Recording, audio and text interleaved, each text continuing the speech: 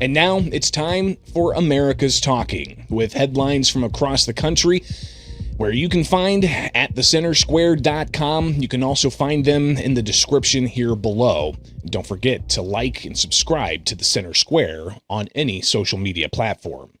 Georgia voters can cast their ballots early for the May 19th primary races that feature a slate of heavy hitters seeking state and federal offices beginning today.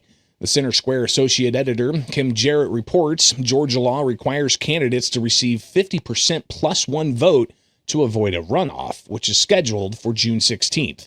Incumbent Democrat Jon Ossoff's Senate seat is considered one of the most competitive in the country. Ossoff has no competition in his Democratic primary, but the Republican primary is a different story. U.S. Representatives Michael Collins and Buddy Carter are running. Derek Dooley is endorsed by Governor Brian Kemp. Also running in the Republican primary are Jonathan McCollum and John Francis Coyne III. There's also a gubernatorial primary and other statewide primaries for Republicans and Democrats to decide who's going to be in that November election.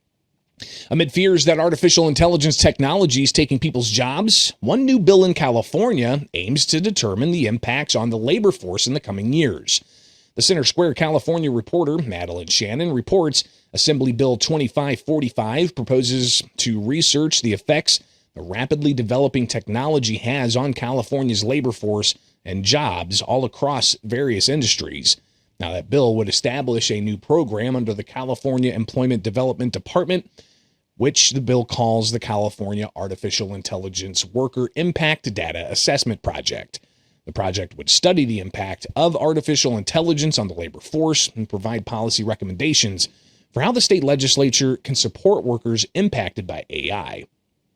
In Louisiana, Baton Rouge and state leaders Friday promised aggressive law enforcement responses after a shooting at the Mall of Louisiana left a 17-year-old girl dead and several others wounded. Speaking at a press conference alongside local and first responders, first-term Republican Governor Jeff Landry said the shooting appeared tied to the kind of neighborhood and gang-related disputes that have increasingly spilled into public places, endangering innocent people.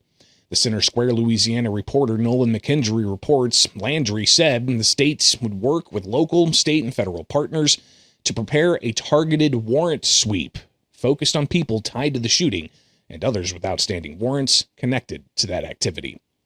An agreement has been reached by the Senate and House of Representatives in Florida on joint budget allocations, and dates are being set for a special session.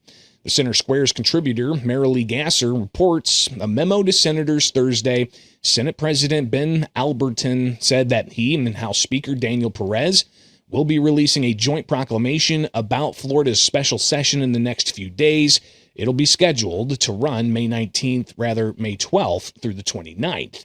The nearly 3-week-long session will include conference committees meeting from the first week, with all senators returning their districts after May 15th and coming back to Tallahassee after Memorial Day to vote on the conference report, according to that memo.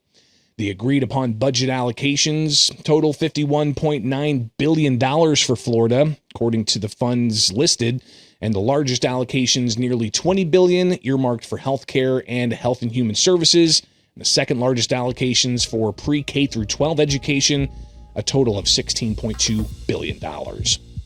And that's America's Talking. Headlines you can find at thecentersquare.com. We'll be